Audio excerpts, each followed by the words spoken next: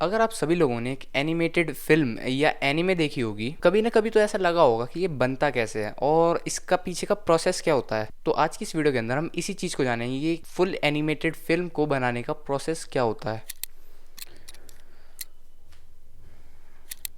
तो मेरा तो यही प्लान है कि जैसे ही मेरे 100 डेज़ की सीरीज़ ख़त्म होगी, वैसे ही मैं एक एनिमेटेड शॉर्ट फिल्म पे काम करूँगा, तो उसको रेगुलरली अपने इंस्टाग्राम पेज पे डालूंगा। और अगर आप सभी लोगों ने इंस्टाग्राम को फॉलो नहीं करा है मेरे, तो वहाँ पे भी जाके एक बार चेकआउट कर लो। वहाँ पे मैंने बहुत सारी ब्लेंडर से रिलेटेड ट्यूटोरियल्स बना रखे हैं, और अगर आपको स्टेप वाइज ब्लेंडर सीखना है तो वो पेज आपके लिए काफ़ी हेल्पफुल रहेगा। तो अब बात करते हैं कि एनिमेटेड शॉर्ट फिल्म बनती कैसे है। तो अगर आप सभी लोगों को एक एनिमेटेड शॉर्ट फिल्म या फिल्म बनानी है, तो उसका पीछे का प्रोसेस क्या होगा, या फिर आपको किस चीज़ से स्टार्ट करना चाहिए। क्योंकि एनिमेशन एक ऐसा जॉनर है जहाँ पे बहुत सारे लोगों को कन्फ्यूजन हो जाती है कि उनको स्टार्ट कहाँ से करना चाहिए, या फिर अगर वो एनिमेशन में नए हैं तो उनको फर्स्ट पॉइंट क्या लेके चलना चाहिए। तो सबसे पहले अगर आप एक आर्टिस्ट हो, या फिर अगर आपका ड्राइंग में बहुत ज़्यादा इंटरेस्ट है, तो आपके लिए एनिमेशन एक ऐसी हॉबी है जिसके अंदर आर्ट आपकी बहुत इंपॉर्टेंट होनी चाहिए, या फिर आपका एक क्रिएटिव माइंडसेट होना चाहिए। अगर आप बहुत ही ज़्यादा डिप्लोमेटिक हो तो आपको कोडिंग या फिर और भी बहुत सारे चीज़ों को ट्राई करना चाहिए। पर अगर आप एनिमेशन बनाना चाहते हो तो आपको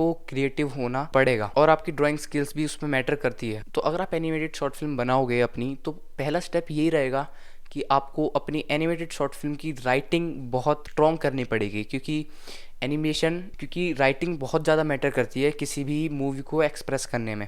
अगर आपकी राइटिंग के अंदर कोई हुक पॉइंट, या फिर अगर आपकी राइटिंग में कुछ इंटरेस्टिंग एलिमेंट नहीं होंगे, तो आपकी फिल्म बहुत ही ज़्यादा लेंदी या फिर बोरिंग लगेगी। फॉर एग्जाम्पल, वन पीस के 1000 से भी ज़्यादा एपिसोड बन चुके हैं। लोगों को लगा था कि 1000 एपिसोड कौन देखता है, या फिर किसके पास इतना टाइम है। पर जब लोगों ने देखना स्टार्ट करा तो उसकी स्टोरी ऐसे डेवलप होती है कि सारे के सारे जितने भी वन पीस वॉचर हैं वो सब कनेक्ट करने लग जाते हैं उस एनीमे से। तो अगर आपको एक एनिमेटेड शॉर्ट फिल्म बनानी है, तो आपको अपनी राइटिंग स्किल्स के ऊपर भी काम करना पड़ेगा। दूसरी चीज है, एक सॉफ्टवेयर को पकड़ लो। मतलब एक ऐसा सॉफ्टवेयर देख लो जिसके अंदर आप बहुत सारी चीजें ग्रैब कर सकते हो। अंदर अभी भी मैं बहुत सारी चीजें सीख रहा हूँ, और मैं 10 सॉफ्टवेयर को सीखने के चक्कर में अपना एक सॉफ्टवेयर खराब नहीं कर रहा हूँ। क्योंकि अगर आप एक सॉफ्टवेयर को सीखने की बजाय और सारे सॉफ्टवेयर सीखोगे तो एक भी नहीं सीख पाओगे। तो इसलिए एक सॉफ्टवेयर एक ऐसा पकड़ो जहाँ पे आप अपनी फुल पोटेंशियल के साथ एक ही सॉफ्टवेयर सीख पाओ, और अपनी एनिमेशन को उस सॉफ्टवेयर के अंदर बेहतर से बेहतर बना पाओ। मैं आपको कुछ सॉफ्टवेयर बता देता हूँ जो आपको अपने सिस्टम के अंदर इंस्टॉल करके आप एनिमेशन बना सकते हो। पहला है फ्लैश, ब्लेंडर, माया, अनरियल इंजन और आफ्टर इफेक्ट जैसे सॉफ्टवेयर के अंदर आप बहुत सारा कंटेंट कंज्यूम करके यूट्यूब से,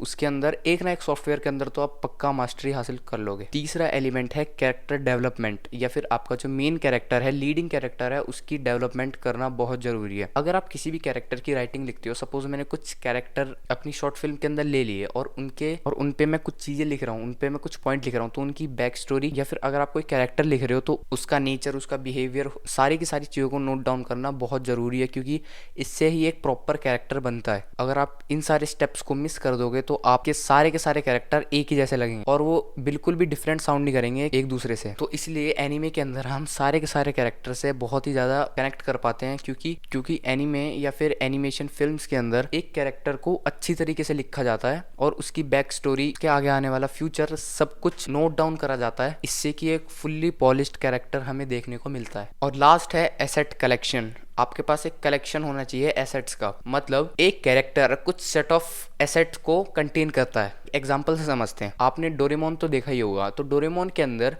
के अंदर नोबिता एक बेसिक सी आउटफिट के अंदर रहता है, तो वो उसके एसेट्स हो गए। मतलब उसकी एक येलो कलर की टी शर्ट और ब्लू कलर की शॉर्ट्स उसके एसेट्स हैं। और अगर वही मिसिंग रहेंगे तो जो उस एनिमे को देखेंगे या फिर उस शॉर्ट फिल्म को देखेंगे, उनको बड़ा ही मिसिंग सी लगेगी कुछ चीज़, क्योंकि वो सारे एसेट उसकी पर्सनैलिटी से आपने पहले ही मैच करा रखे हैं। और यही चीज़ 3D एनिमेशन के अंदर संभालना बहुत मुश्किल हो जाता है। जैसे सपोज अगर आप सभी लोगों ने मिनियंस देखी होगी, तो मिनियंस एक बेल्ट या फिर एक चश्मा लगाते हैं, और वही चीज़ उनकी एसेट है। तो इन 3D एसेट्स को बनाने के लिए, उनकी पर्सनैलिटी के साथ मैच कराने के लिए बहुत ज़्यादा टाइम आपको स्पेंड करना पड़ेगा, और ये सारे एसेट आपको कलेक्ट करने पड़ेंगे। उनके कपड़े, उनके हेयर स्टाइल, उनके स्पेक्स, ये सारी की सारी चीज़ें एसेट के अंदर आती हैं, जो कि इंप्रूव करती हैं आपकी एनिमेशन डायरेक्शन को। तो ये सारे मेन की पॉइंट्स हैं जिनके ऊपर आपको काम करना पड़ेगा अगर आपको एनिमेटेड शॉर्ट फिल्म बनानी है। और मैं इन सब चीज़ों के ऊपर अभी से थोड़ा थोड़ा काम कर रहा हूँ, क्योंकि मुझे भी फ्यूचर के अंदर एक एनिमेटेड शॉर्ट फिल्म तो बनानी है, और वो अगले साल लॉन्च हो जाएगी।